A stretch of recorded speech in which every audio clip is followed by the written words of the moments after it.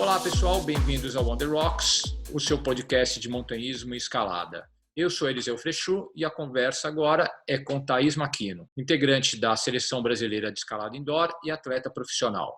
Oi Thaís, muito obrigado por estar participando do nosso podcast. É um prazer estar te recebendo, figura ilustre da escalada esportiva. Eu sou fã da sua família, do seu pai, da sua mãe. Muito legal estar tendo esse papo com você hoje.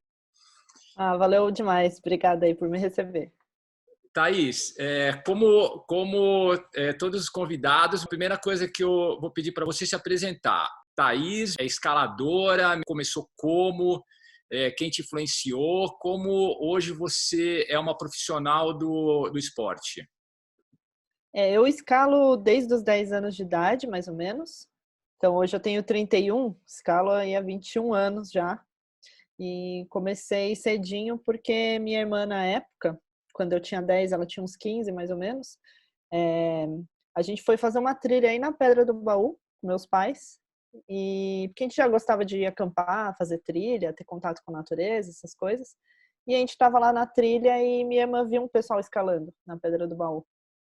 E o meu pai conhecia o Makoto, conheci o Armando Galassini, né? Aí foi com o Armando que minha irmã fez o curso, porque meu pai tinha um contato já, porque o Makoto fez faculdade com meu pai, acho. Foi isso? Nossa, não sei nem se eu tô contando mentira agora.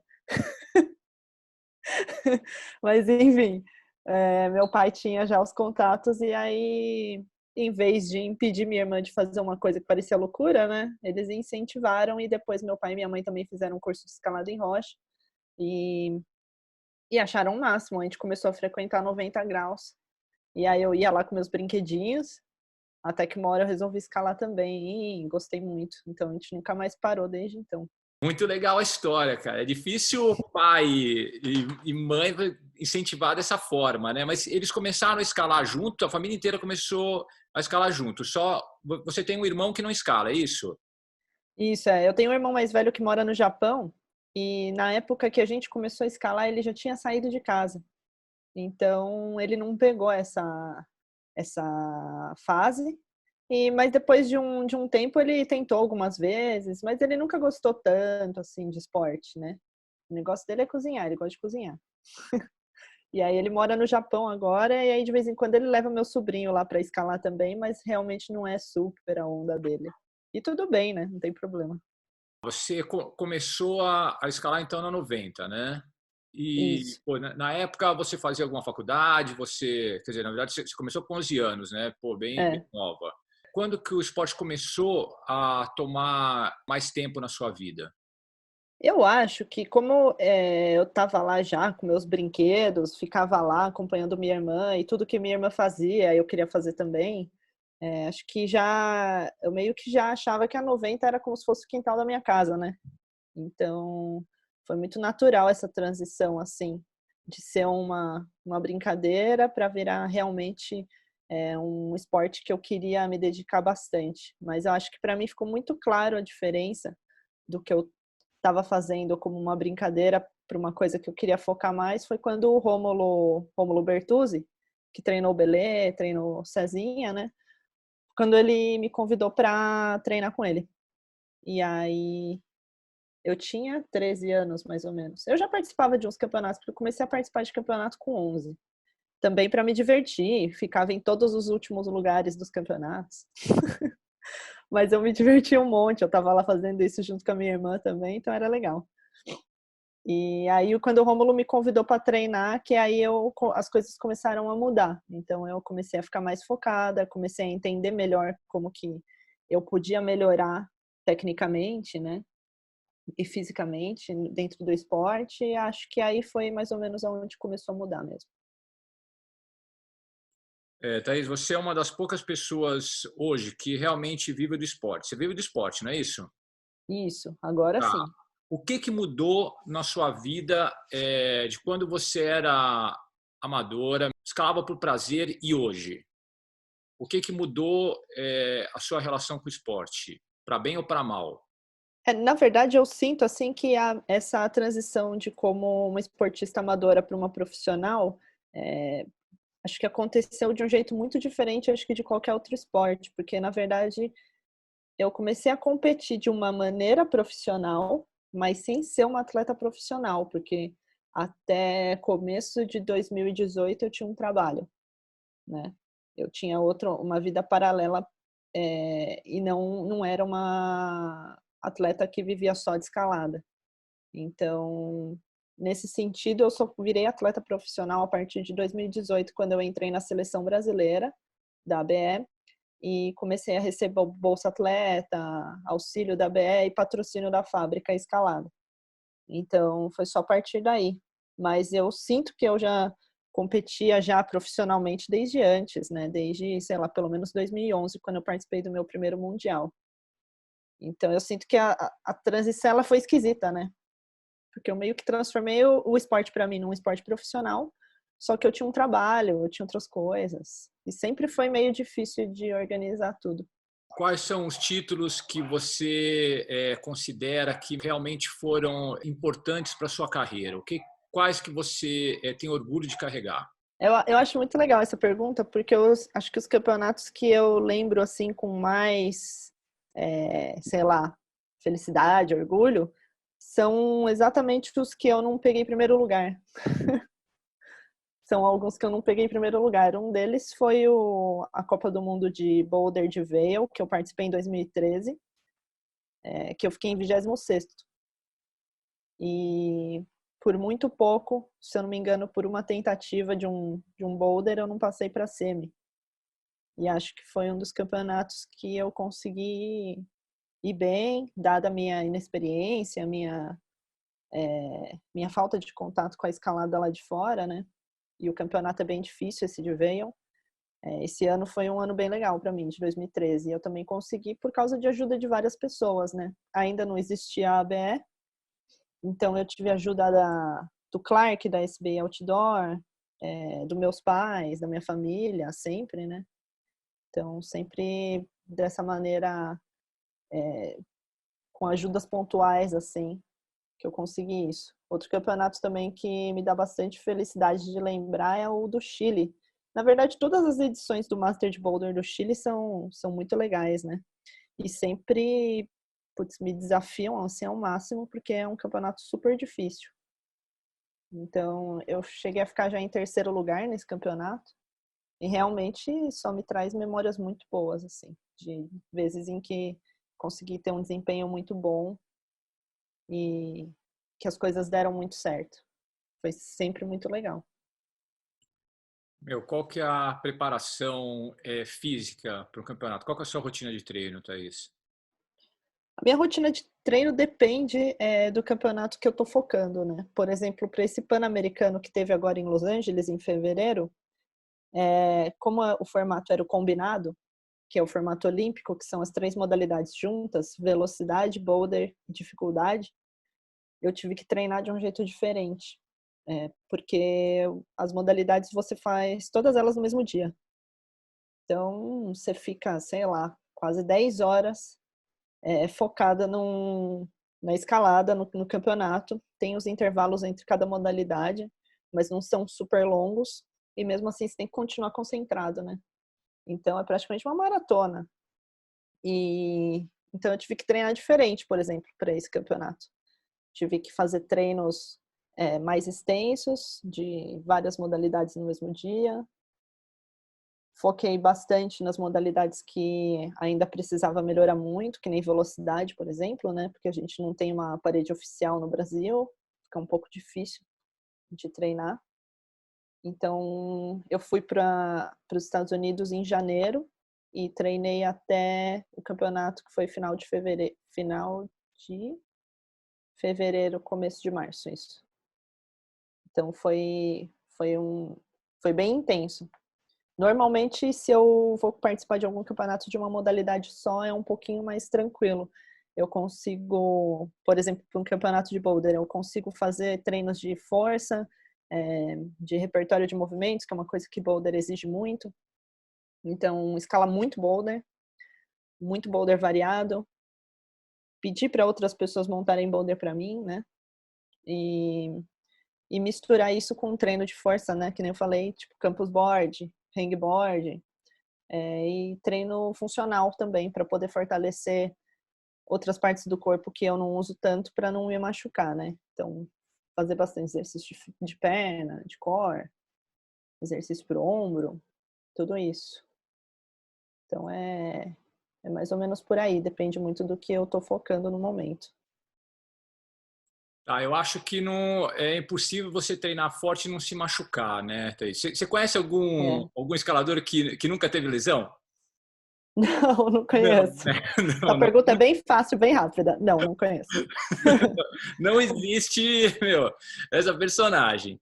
Tá, quais foram as piores lesões que você já teve e como que você saiu delas? As piores. Engraçado, porque assim, eu nunca quebrei nada, graças a Deus. As lesões que eu tive foram pequenas, até perto do que poderiam ter sido, né? Poderiam ter sido.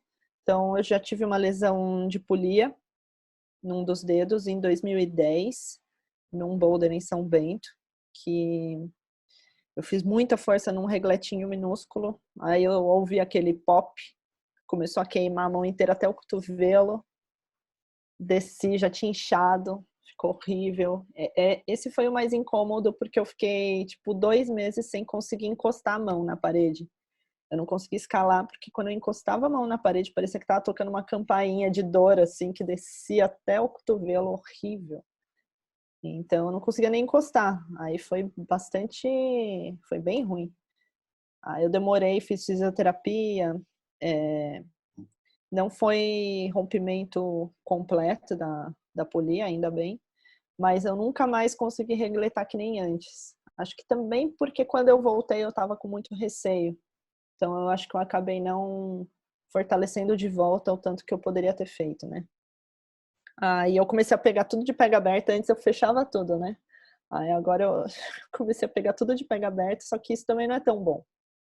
Que aí você perde o dedinho das agarras, estica aqui e aí começou a sobrecarregar meu punho. Então agora eu tô treinando para fazer aquele half crimp, aquela regletada média, assim, né?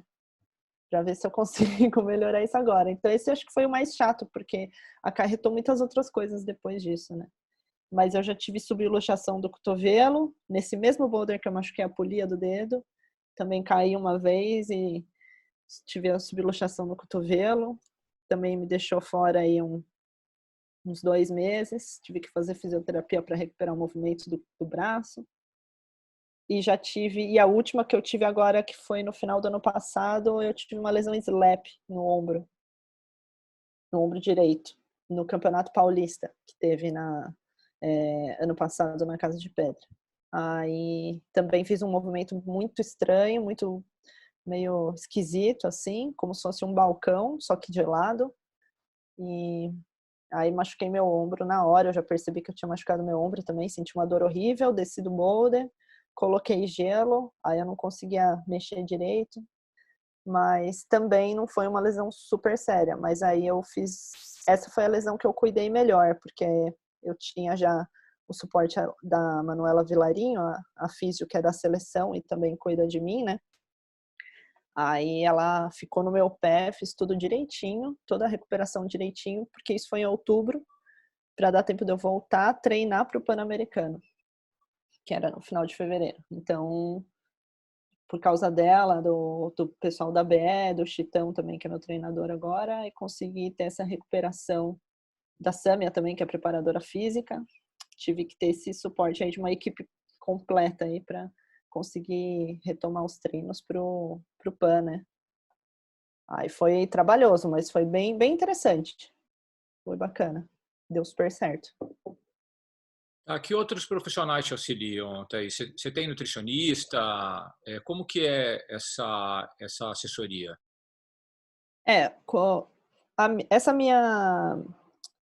Assim, eu já tive outras vezes, né, treinadores, que nem no caso do Rômulo. O Belê também já me ajudou numa fase, alguns anos atrás.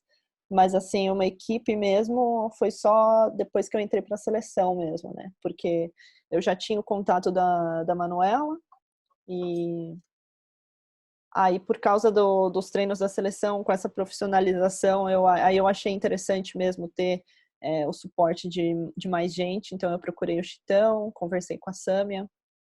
A Sâmia atende no mesmo lugar que a Manu, então foi mais fácil. E aí eu achei que era importante por causa mesmo dessa profissionalização do esporte e dos campeonatos que estavam, como a gente estava indo para mais campeonatos internacionais e um nível muito alto. Se não fosse isso, eu provavelmente teria me lesionado muito pior, muito antes, mais vezes. Porque realmente é muito intenso, né, os treinos. Então, foi interessante por causa disso. E eu também tenho uma nutricionista que eu vou, mas também eu vou menos porque eu gosto de ter... Eu meio que já tenho, assim, a minha alimentação organizada. Então, eu sou um pouco teimosa também. Então, eu não gosto muito que as pessoas deem tanto palpite. Mas eu peguei bastante... eu aprendi muito com essa nutricionista. Então, com certeza, eu mudei várias coisas que já me ajudaram muito. Fora isso, acho que é isso. O meu treinador, a preparadora física, a físio, a nutricionista. Eu também vou numa psicóloga, que também ajuda muito para essa parte de ansiedade, de controle emocional e para todas as coisas da vida, de qualquer maneira, né? Não é só para o campeonato. Com certeza. Essa era a próxima pergunta, Thaís. Pô, eu imagino que a rotina de treino, de acordar, você ter uma lesão é uma coisa, mas você acordar sempre com dor, do treino pesado, preparando, ansiedade. Eu imagino que não é a pressão no confinamento, esperando a sua hora de escalar. Eu ia ter um negócio, ia ter um infarto, entendeu? O que você sente na hora que você está no confinamento, Thaís? Nossa, eu vou usar como exemplo esse Pan-Americano, porque como o formato foi diferente, eu fiquei muito mais ansiosa do que o normal. Porque realmente era uma coisa muito diferente acontecendo e eu sabia que eu ia ter que segurar minha onda durante o dia todo. Então, já de antemão, já senti que ia ser bem difícil. Então, normalmente eu já me sinto ansiosa antes de entrar para escalar, independente da modalidade. Eu fico bastante ansiosa. Às vezes que eu fico pior, eu chego a pensar: o que eu tô fazendo aqui? Por que eu não tô em casa? Vendo Netflix, sei lá, fazendo outra coisa. E aí, só que eu sempre sei que depois, pela minha experiência, eu sei que isso eu tenho essa sensação na hora. Depois tudo passa, o campeonato acaba. Independente do resultado, eu sempre penso: putz, isso aqui é muito legal. É por isso que eu gosto de fazer isso. Então, eu passo por essas fases, né? Então, uma coisa que me acalma é que eu sinto ansiedade antes de entrar, mas eu sei que ela existe, que ela é normal, que ela tá lá e que serve para me deixar alerta, que é uma coisa que para escalada é importante, né? Você não pode entrar babando, senão você vai conseguir escalar nada. Então é bom porque me deixa alerta. E aí eu tento usar isso a meu favor. Mas realmente, em alguns casos, é um pouco mais difícil mesmo, que nem esse do Pan-Americano. Mas acho que essa parte da experiência que me ajuda. E normalmente, assim, se tem algumas outras coisas na minha vida acontecendo que estão meio erradas, isso também acaba me atrapalhando um pouco. Então, eu tenho sentido que quanto mais eu tiver com as minhas coisas resolvidas, em todos os aspectos, melhor, porque eu fico tranquila para focar bastante nos campeonatos e fazer tudo do jeito que eu quero fazer. Você tem uma superstição? A hora que você entra no confinamento, antes de você escutar música, sei lá, Led Zeppelin, AC/DC, ou você conversa com as pessoas e tenta fazer uma social, o que você faz? Eu tento entender na hora o que eu preciso, porque às vezes eu preciso me acalmar mesmo. Então, às vezes é melhor eu pôr uma música no fone, sentar e ficar tranquila. E às vezes eu acho que eu preciso trocar uma ideia com alguém, relaxar de uma outra forma, de uma maneira mais social. Então, aí eu vou lá, troco uma ideia, mas isso depende muito. E eu aprendi que para mim não adianta ter um ritual, para mim é pior eu ter um ritual. Porque eu preciso fazer isso, preciso fazer aquilo, eu preciso ouvir música, preciso, sei lá, meditar, preciso no isolamento.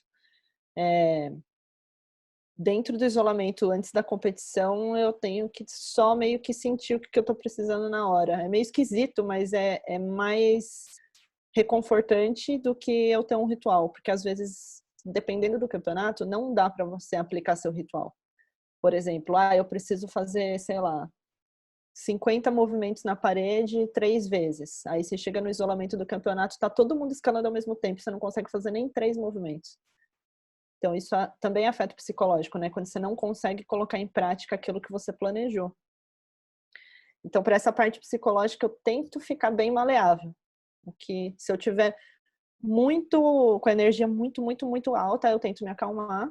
Então, eu sempre tenho um iPod com música, às vezes com música mais relaxante, às vezes com uma música mais pauleira, depende do que eu preciso.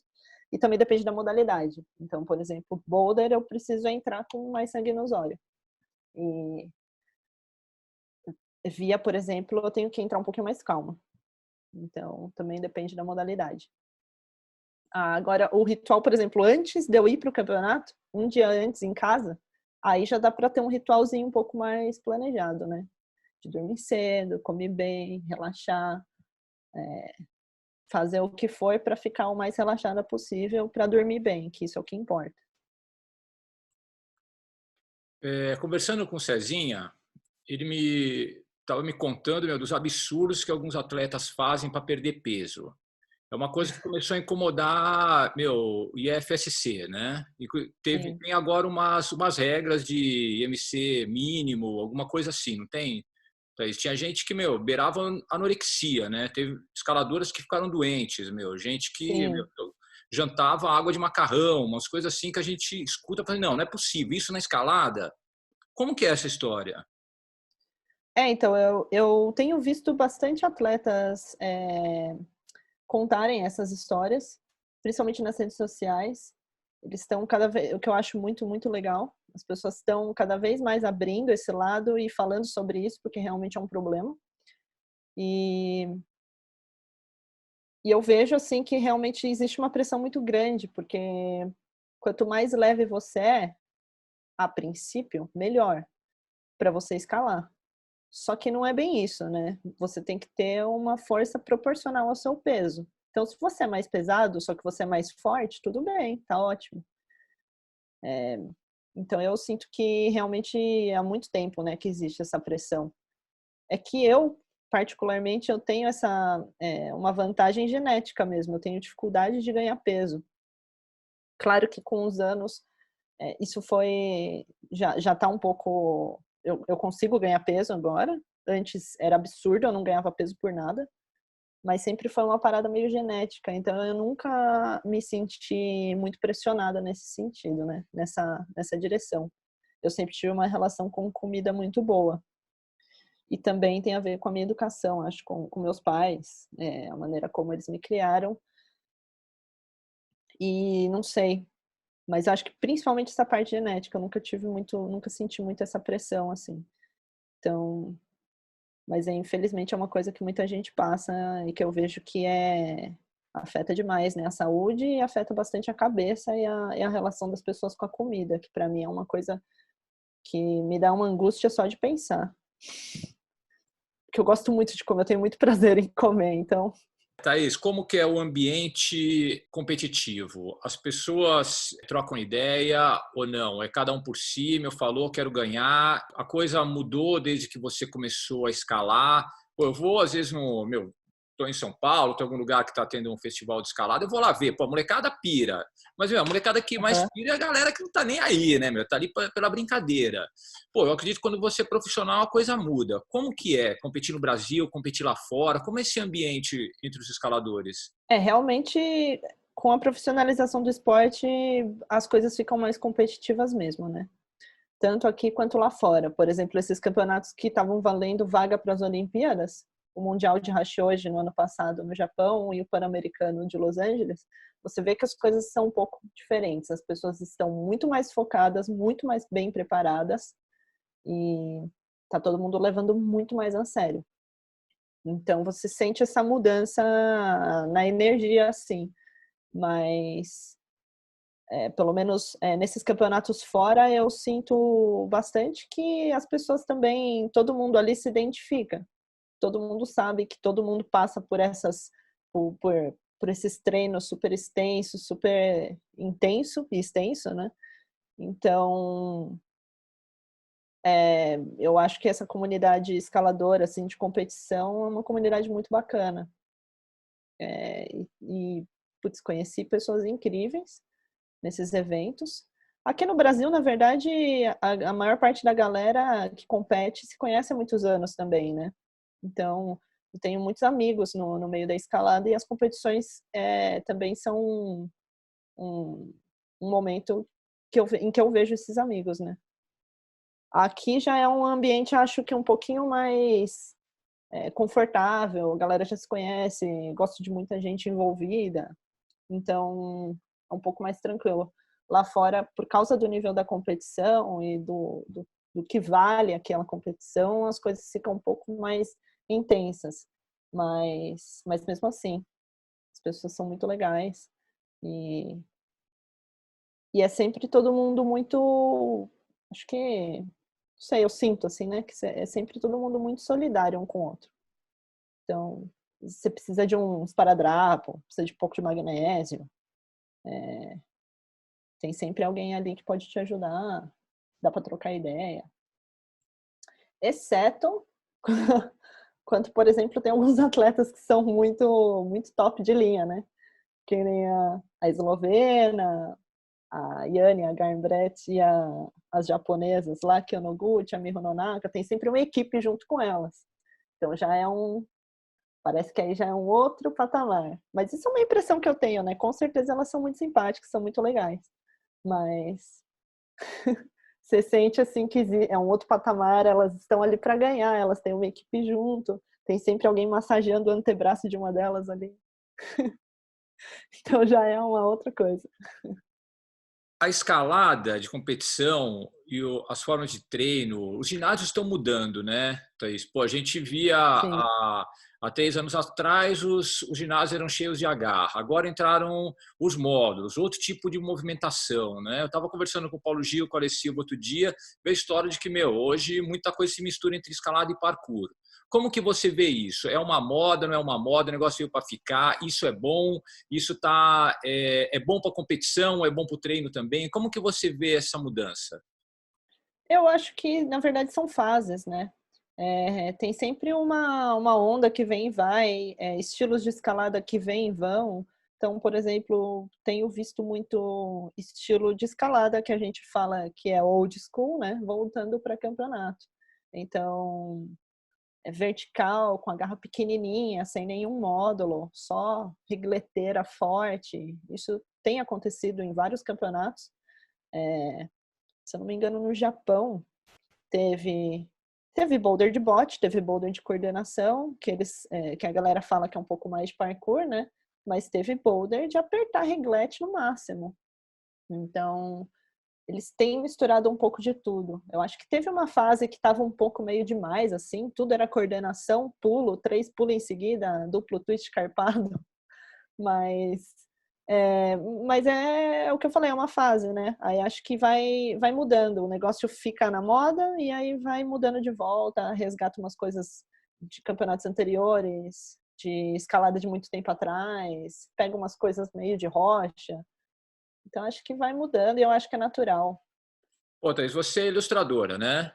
Pô, Também é. você é artista. Também por quê? Fala o que mais que você faz.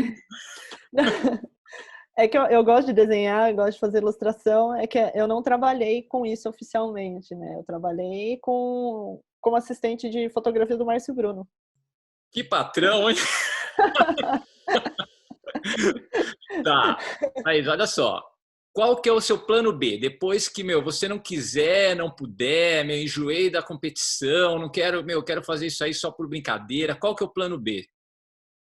Eu queria mesmo era fazer ilustração de livro infantil. Eu acho super bacana. E é uma coisa que, na verdade, eu já queria estar fazendo, só que é realmente muito difícil de combinar isso com treino, competição. Eu não consigo, ou eu faço uma coisa ou eu faço outra, porque parece que são energias totalmente diferentes, assim, que eu preciso ter, né, para fazer. Mas é uma coisa que eu quero fazer com certeza. Você começou a escalar com 11 anos. O que você Isso. falaria hoje para uma criança de 11 anos se ela que falasse para você, eu quero ser uma campeã como você, Thaís? Quais foram os seus acertos, quais foram os seus erros? É muito difícil, né, a gente imaginar o que a gente faria diferente. Ou não, o que você mantivesse, mas enfim, a gente vai aprendendo no caminho. Poderia ter sido Sim, um pouco mais isso, ou não, ou é isso mesmo, entendeu? sim. Tem algumas coisas também que a gente gostaria de mudar, mas não daria, sabe? Por exemplo, eu gostaria de ter mudado para a Eslovênia com 12 anos. Sei lá, para algum lugar onde desse para treinar forte para ficar, tipo, top 5 mundial. Mas não sei, de repente pode ser que eu fosse e achasse horrível, né? Eu perdesse o tesão pela escalada fazendo esse tipo de coisa. Acho que essa foi uma coisa que talvez eu sempre tenha conseguido equilibrar bem, assim, as coisas. Por exemplo, eu fiz a faculdade de artes visuais e foi um momento legal em que eu pude equilibrar um pouco, tipo, sair um pouquinho da escalada, eu continuava escalando, mas sair um pouquinho da escalada, focar em outra coisa, porque afinal, né, 21 anos, acho que escalando, se você também não faz outras coisas, fica muito saturado. A chance de você enjoar, principalmente se você começa criança, né, a chance de você enjoar é muito grande. Tanto é que a gente tem um monte de gente aí que começou a escalar criança, despontou e parou, né? Tanto aqui quanto fora. Então, essa foi uma coisa que sem querer eu acertei bem, acho que também por causa da minha família, é isso, né? Eu sempre consegui equilibrar. Quando eu estava saturando um pouco, eu tinha outras coisas para fazer, e aí eu voltava, competia, parava um pouco, voltava, competia, aí parava um pouquinho. E tudo bem, normal, natural. Essa foi uma coisa acertada. Acho que talvez isso sempre foi uma coisa que me ajudou a manter o amor pela escalada. E aí essa questão de mudar é realmente difícil, porque talvez se eu mudasse, eu não gostasse também. Thaís, você citou a Eslovênia. O treino no leste europeu, na Rússia, é reconhecidamente um treino que beira a violência. Você acha que esse tipo de treino é válido visando a vitória ou você acha que esse tipo de treino a longo prazo acaba não compensando porque destrói o atleta? Eu acho que para algumas coisas, para algumas pessoas pode funcionar, para outras não. Então, às vezes é exatamente aquilo que a pessoa precisava. E às vezes esse pode ser o tipo de coisa que faz a pessoa perder total tesão pelo que ela está fazendo, né? Então, acho que depende muito de como a pessoa é, como a pessoa funciona, o que ajuda, o que não ajuda. Eu, sinceramente, eu não sei se um treinamento assim ia me ajudar, porque antes de eu escalar, eu fiz natação e eu fiz ginástica olímpica. E quando eu fiz ginástica olímpica, eu tinha 7 anos, eu fazia na escola, e aí eu fui chamada para treinar pela prefeitura de Guarulhos, que era onde eu morava. Então eu fui fazer o meu treino de ginástica olímpica junto com a equipe de Guarulhos lá. E aí já era um treino focado para competição. E eu odiei. Tipo, eu gostava de fazer na escola, era muito mais legal. E aí chegou no treinamento lá, eu achei super tosco, realmente. A professora sentava nas costas das alunas para conseguir abrir o espacate. E por algum motivo, o meu espacate meio que já era ok, então ela não precisava sentar nas minhas costas, mas eu lembro de ver ela sentando nas costas de outras meninas e as meninas chorando, era horrível. E aí, mas logo depois eu tive que parar, porque eu fui diagnosticada com um problema no coração, e aí eu não ia poder continuar fazendo ginástica olímpica, eu ia ter que sair. E o médico indicou para minha mãe me colocar na natação, para eu ganhar um pouco mais de capacidade respiratória e tudo mais. E aí eu adorei, né? Ter que sair da ginástica olímpica. Aí, de qualquer forma, já ia ter falado para minha mãe que eu não estava gostando e tal, tava ficando super rígido, e eu nunca gostei muito disso. E na escalada, uma das coisas que eu sempre gostei muito é que o treinamento sempre foi mais maleável. Mesmo quando eu comecei a treinar com o Rômulo, ele também estava numa fase, ele estava experimentando muitas coisas, né? Então, ele estava dando ideias e eu estava totalmente obcecada pela escalada. Então, na verdade, talvez fosse um pouquinho mais rígido, também já ia ser bom, de qualquer maneira eu estava gostando. Mas dessa maneira, assim, que nem a professora que fazia as alunas chorar, já acho que comigo não ia funcionar. Então, ter essa contribuição aí do Rômulo no meu treinamento me ajudou muito, porque ele sempre foi um cara muito, muito engraçado, muito gente fina, de muito humor, sempre foi muito engraçado. Então, sempre criou um clima muito legal, né? Nessa forma, quando eu penso nisso, eu não acho que esse tipo de treinamento talvez funcionasse para mim. Ou pelo menos ia funcionar, mas eu não ia ser uma pessoa feliz. Thaís, ABE, como que nasceu essa associação? Você está envolvida desde o início e o que você vê como grande benefício dela para a escalada esportiva? A ABS surgiu em 2014, né? Porque os campeonatos nacionais aqui no Brasil estavam acontecendo, mas eles aconteciam muito dependendo da vontade dos ginásios de organizar. Então, se um ginásio queria fazer, fazia, ia lá, tinha um campeonato brasileiro, se não queria fazer, não tinha, e aí era isso mesmo. E para os atletas isso é muito ruim, né? A gente nunca sabe quando que vai ter. Chegou a ter campeonato que foi anunciado 2 meses antes, então fica difícil, né, para a gente treinar, se organizar e ter motivação mesmo, que aí você nunca sabe o dia seguinte. E aí, em 2014, eu, a Janine Cardoso, o Rafael Nishimura e a Bianca Castro, a gente resolveu fundar a ABE para poder organizar o ranking nacional. Então, garantir que tivesse pelo menos um campeonato nacional por ano. Essa era a nossa meta mínima. E essa ideia foi... A gente teve essa ideia, mas foi uma ideia apoiada pela Federação Internacional de Escalada. Eles, acho que teve duas situações, 2 campeonatos mundiais em que eu e a Jani, a gente estava participando, que o pessoal, os diretores do IFSC conversaram com a gente e falaram que era uma boa ideia mesmo a gente fazer uma federação de escalada, uma associação de escalada para gerir a parte de competição. Então a gente fez e foi uma loucura, foi super trabalhoso. 2014 que começou, né? Foi um ano que eu quase fiquei louca, porque eu estava ajudando, a gente estava fazendo as coisas meio que sem saber, aprendendo enquanto a gente ia, né? Então a gente teve muito trabalho. A Janine é uma pessoa que, para mim, o Nishimura também. Na época a Bianca estava mudando para a Itália, então eu não, ela participou da fundação, mas aqui trabalhando mesmo estava mais eu, Nishimura e a Janine. Então eu tenho um carinho muito grande pelo Nishimura e pela Janine, porque eles me aguentaram aí por muito tempo. A gente batendo cabeça, tentando resolver as coisas sem saber tanto, né? E aí a gente não achou, na verdade, que ia dar certo do jeito que tem dado. Ainda bem que tá dando certo. Foi muito legal perceber essa evolução, e principalmente com ter o apoio do COB, né, o Comitê Olímpico Brasileiro, depois que a escalada entrou nas Olimpíadas.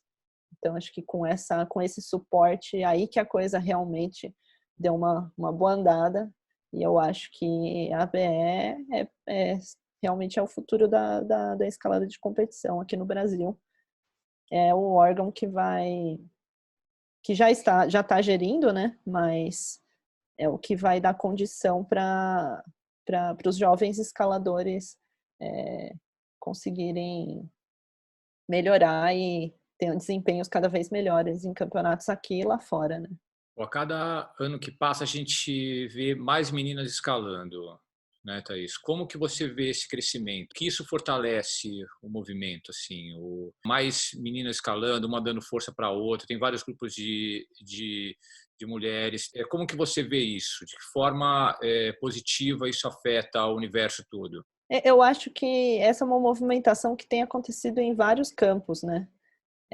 As mulheres têm ganhado mais visibilidade, e a escalada é um esporte que eu acho muito bacana também por causa disso, em que a diferença de desempenho não é grande.